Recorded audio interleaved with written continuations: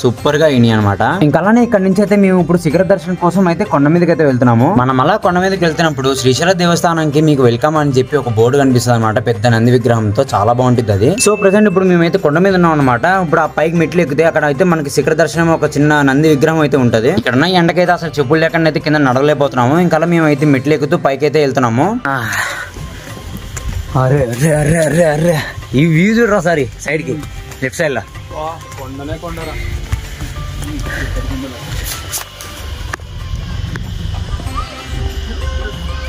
ఇప్పుడు మనం అయితే శిఖర దర్శనం దగ్గర ఉన్నాం అనమాట. దాని పక్కకున్న మెట్లని ఎక్కితే మనకైతే చిన్న నంది విగ్రహం అయితే కనిపిస్తుంది. అలా నంది యొక్క కొమ్ముల నుంచి చూస్తే మనకి శ్రీశైలం ఒక గోపురం కనిపిస్తుంది. ఇలా చూడడం వల్ల మనకి మోక్షం లభిస్తుందని భక్తుల నమ్మకం. ఇంకా అలానే ఈ కొండ మీద మనకు ఒక చిన్న బైనాక్యులర్స్ అయితే కనిపించింది అనమాట. దాని నుంచి చూస్తే మనకి 4 గోపురాలు అయితే మంచి క్లారిటీగా కనిపిస్తాయి. ఇలా చూడాలంటే మనం 10 రూపాయలు అయితే పే చేయాలి. సో ఇంకా మొత్తానికి ఇక్కడ శిఖర దర్శనం కూడా అయిపోయింది అనమాట. ఇక్కడ నుంచి చూస్తే అసలు వ్యూ అయితే మామూలుగా లేదు. శ్రీశైలం మొత్తం అంతా భలే ఉంది. అసలు వ్యూ